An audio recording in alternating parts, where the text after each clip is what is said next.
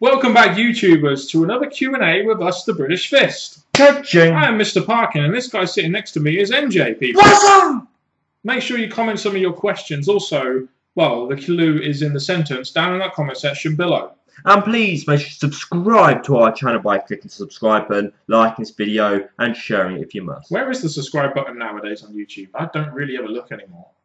Could be anywhere. It used to be at the top, now it's down the bottom. Sooner or later, it's going to be in the centre of the screen where our video is. Yeah, like that annotation that we put there. Not really, because we don't do annotations because we're not desperate for subscribers. Anyway, first question is from who, MJ?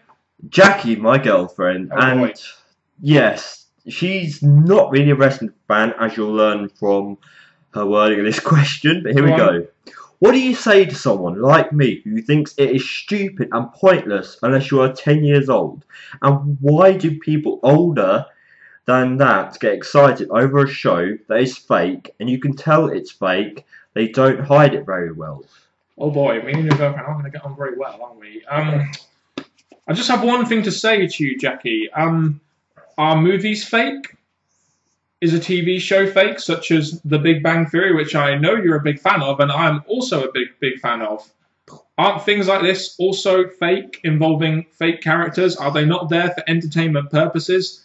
It's okay to not like wrestling, Jackie, but what is not okay is to make fun of people that enjoy this form of entertainment, unfortunately. Now, I can understand why you do, because quite frankly, me and NJ have come to the conclusion that wrestling is a little bit not for us anymore.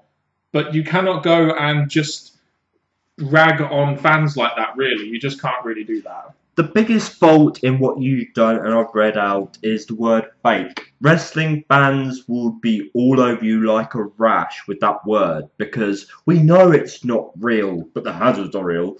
But it's scripted is the safe word to use, but obviously, for the purpose of your question, you can see that the way they perform is not what it used to be, or not what wrestling you have seen. But yes, like now, we're breaking. It's not what we want to watch anymore. But when we first started, it was the excitement, not knowing what's happening. It's the big pay-per-views at the end of each month. Just like a TV show would be. Yes, and like, if you're a Harry Potter series, you've got to wait a year for the next one. You know, it's something to look forward to, and that's roughly what we've got each week. It would be like me asking you, Jackie, let's say your favourite movie is Forrest Gump. That's my favourite movie. I'm just, oh wow, me and her have got something in common. Let's say your favourite movie is Forrest Gump. And I came up to you and said, don't you think it's stupid that this is obviously someone acting like Forrest Gump? Don't you think, you know, that would be like me coming up to you and saying that? And I can only imagine your response. I mean, if someone said that to me, I'd flip out, because that's my favourite movie of all time. There's nothing wrong with things like wrestling giving us a form of entertainment. And if people like that, then so be it. And if you don't, then keep your opinions to yourself. That's all I'm saying. Next question. Yep. See, we'll chat about this next time we see each other, Jackie. Maybe an elongated argument over it. I'm pretty good at that. Which NXT... Oh, Renegade Man 83.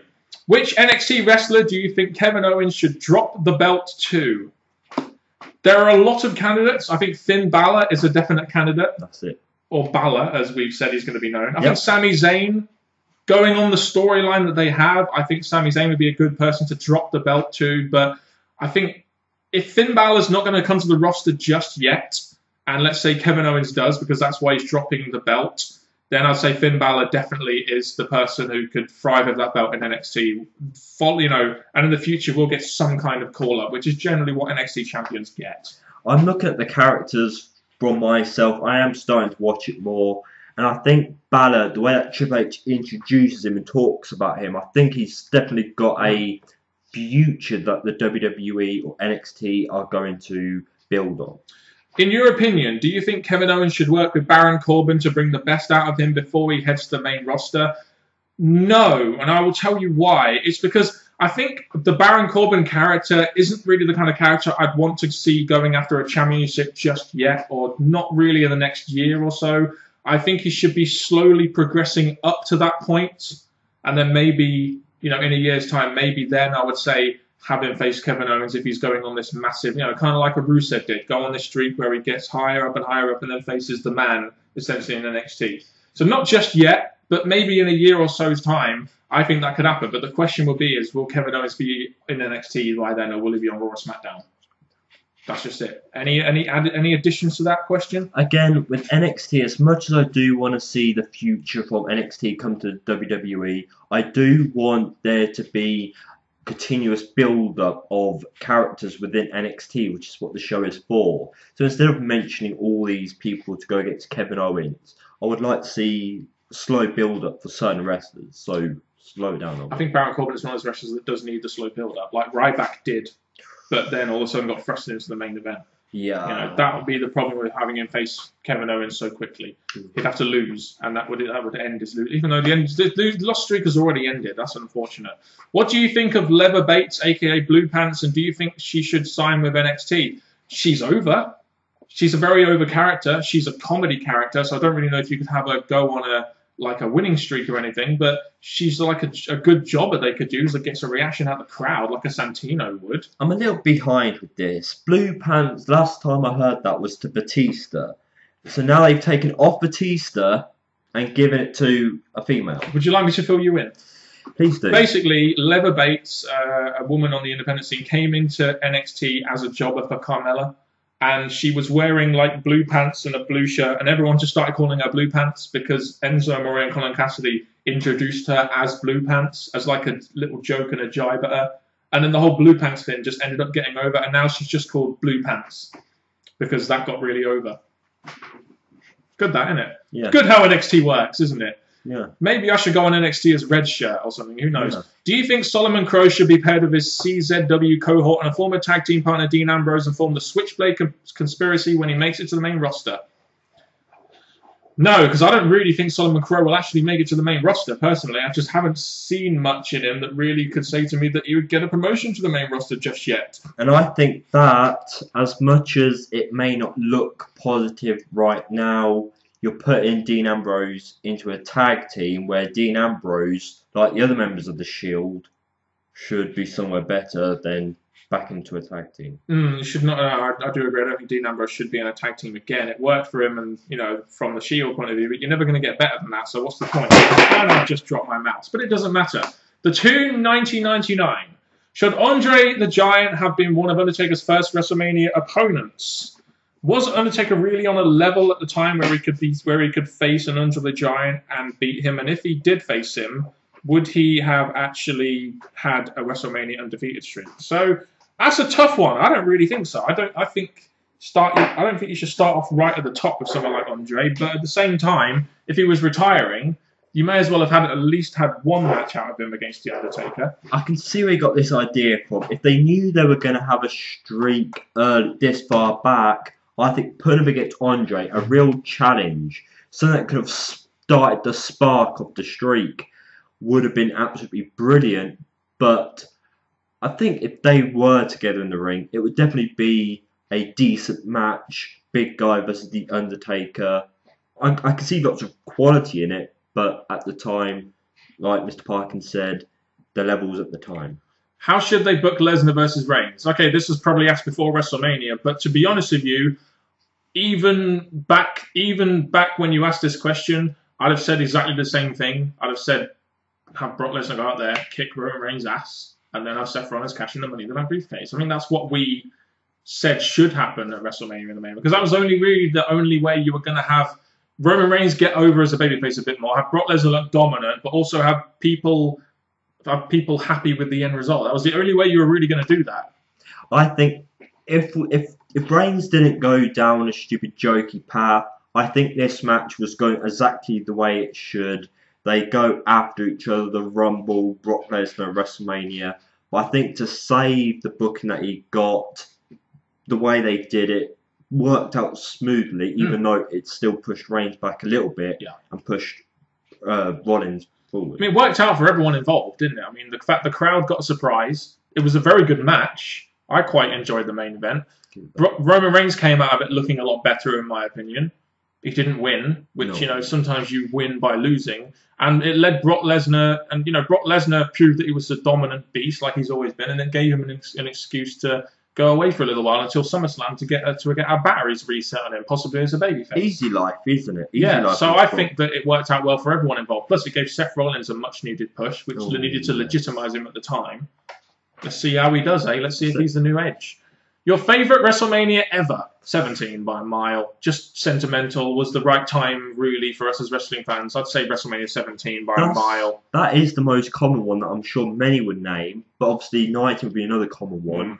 I can't say 25 was a favourite of mine, but I didn't think it was a bad WrestleMania. But yeah, 17 would be if you had to name one. Just was at that age where wrestling was really interesting and where we just, I know I was anyway. Yeah, Jackie. Well, I wasn't 10, but I was 10 in like 1998, 99, at the peak of wrestling. Oh. If only I'd been 10 then, Jackie. Anyway, MM/MM. Someone obviously wants to be anonymous here. Maybe it's Jackie again. Mr. Parkin, do you think Man United will get top... No, it's not Jackie. No. Do you think Man United will get top 4, and do you see this as a success? Personally, I think it will be good we're in the top 4, but not necessarily a success. Louis van Gaal's philosophy still hasn't kicked in despite us playing well against Tottenham, but I think we'll challenge next season. Okay, Man United top 4. I had my doubts about Manchester United being in the top 4 this season. But after Louis van Gaal finally found his best team, his best formation, and didn't split it up a bit like he did before, he didn't start changing the formations and the defence every bloody game, we finally found a team, a philosophy, a formation that could actually win games. And we actually went on a pretty good winning streak after Tottenham and cemented our place in the top 4, which I think we thoroughly deserved based on how well we played over the second half of the season. As for challenging next season, though, we'll have to get there. I think we'll need some good signings. I think Depay is a start, but we need a big 2 or 3 big signings in that team. But top 4, I think, to be honest, as a United fan, if you'd have given me top 4 at the start of the season, I'd have said, fucking give it to me now. I don't care. Give it to me now. So I see top 4 definitely a success after how we went downhill last season. So, yeah, that's my answer to that question. NJ's answer is just blind staring at the floor. NJ, do you see yourself cutting out certain WWE shows like Mr. Parkin Ass due to the state of the product? Well, you already have. You don't really watch Raw very often, do you? This is a bit behind, but thing is, I do keep up to date with stuff via dirt sheets and occasionally watch Raw, but to be honest, it's terrible. I've been recommended to just watch pay-per-views, but sometimes they lack what they're meant to be giving us. So to be honest, I'm cutting out so many, even though I don't want to be, but I am. I'll tell you what, this question shows how far back we are. What are your thoughts on the rumours that Kevin Nash will be announced for the Hall of Fame or will headline over Savage because he is alive? Probably should have put this in the WrestleMania themed Q&A. Whoops. So, at the time, I didn't mind Kevin Nash going into the Hall of Fame, but I do understand why they had him go over Savage because having a... I know this may sound a little bad, but having a dead person be the main event of the Hall of Fame with Lanny Poffo and everything there, it's not the actual guy being there. So, while in my opinion, Randy Savage should have headlined it, I understand why they went with Kevin Nash instead. I really do. I find this opposite to you. Kevin Nash, yes, he's a name thanks to the NWO and somewhat of a singles career, but I don't care about Kevin Nash. I really don't. So if you weren't going to have Savage headline the Connor thing, I would not have had Kevin Nash. Yes, there was the WrestleMania thing for the NWO, but I just didn't care. RFV089. To NJ, which of the following are you looking forward to the most in 2015? Star Wars Episode 7, the second Avengers film, or Jurassic World? Avengers. I just have one piece of advice for you, NJ. Don't watch it. I thought it was fucking terrible. I went and watched it with Kelly the other day. I thought it was fucking awful. Well, out of all 3, what do we have? We have... Well, I hate Star Wars. Star Wars, I'm not the Star Wars fan, so that crossed that one off. The other one was Jurassic World. I think they should have left the original alone instead of trying to do what they're doing now. So it only left me really with Avengers, even though I'm not a huge Marvel fan. Just don't watch it. Okay. If you want a film which has mindless action over good writing, then go ahead and watch it. But if you're the kind of person, and I'm guessing you are, and I guess Jackie is as well, if you're the kind of person who likes a very well written film which doesn't need massive action to cover the lack of creativity the writers have, don't watch it. I guess that's why Jackie's not so into the WWE because of the bad writing. You know, she wants quality writing. Do you know what? I can understand it. It's mindless violence. You know, I mean, who does a curb stomp? Who does a power bomb on the street? Hell, who can punch someone 20 times and still stay up? No, very unreal. I don't know. So fake as well. Oh my god. If Sting is going to wrestle, thoughts on the Bill DeMott incident? I didn't really read too much into this. I know he got fired from WWE or left or something. I don't know what he did. Was he like rude to the wrestlers, or was blaming them for being millennials or something? There was a lot of abuse backstage to the growing talent, and to be honest, Bill DeMott spoke out afterwards after he had some time out.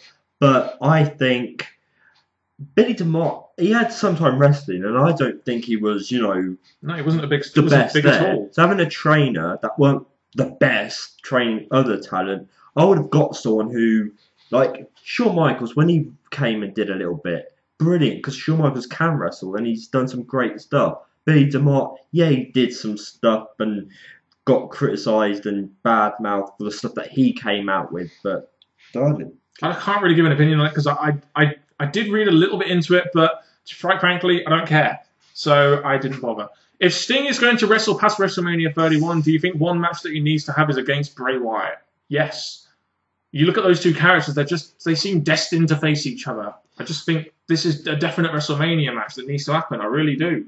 Here's my thing. Bray Wyatt isn't really a guy you want to see really anymore in these type of matches. I don't want to see him versus Taker for a list of reasons. Sting. The last 3 months before WrestleMania, Bray Wyatt's suddenly going to look better than he does. After he's beat or lost to Sting, he's going to go back. No, I'm sorry. I think Bray Wyatt or the booking for Bray Wyatt hasn't gone in his favour to make me want to see these matches, even though you can see why the WWE would pair them. Bad booking. Paul Erickson Alejandrino, a regular commenter on regular question asker, I should say, on our Q&As. Do you think that it's a huge downgrade for Daniel Bryan that he's competing for the IC title at Mania, considering he beat Triple H, Batista, and Randy Orton last year? From a booking perspective, yes, it is a huge downgrade, but the guy has just come back from a big injury. WWE at the time probably thought that, they probably wouldn't be able to trust the fact that he had a massive injury. And now I think, to be honest with you, that trust has kind of come to light because he's gone and got injured again. So while, in my opinion, from a booking standpoint, it is a huge downgrade, I can see why they wanted him in that IC title picture, because with his popularity being sky high, he would bring some kind of legitimacy to the IC championship. The thing with Daniel Bryan, if obviously we didn't know he was going to get injured again, I would have thought, okay, you're coming back, you want to go for the championship shot, you deserve to be back there again. But I think because of his injury, and we saw how beat up he was and his time out he had, I think playing safe in the Intercontinental didn't make incredible sense, but it was the safe thing for Daniel Bryan. It's a safe thing for his health, and just let's just say WWE had him win the Royal Rumble and then beat Brock Lesnar at WrestleMania, and then he would have been injured again. So it would have been stupid. Terrible. And from a booking standpoint, it would have made no sense either. So I think that here's another part to this question. Daniel Bryan possibly going to come back. I don't think he's going to be chasing the championship again, the main one. I don't think he's in a place How could where WWE trust him? Doctors say he's all clear, but it's still... He was safe to come back to fight for the Intercontinental, only to get injured again.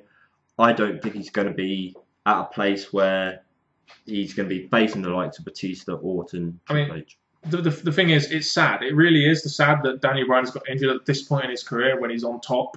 But from a business standpoint, you cannot blame WWE for not wanting to push the guy now, especially after his injury history. He's been out for a while. Like I said, if they did it again this year, then we would have have to see him forfeiting the belt, and all that build they gave him would have been wasted essentially.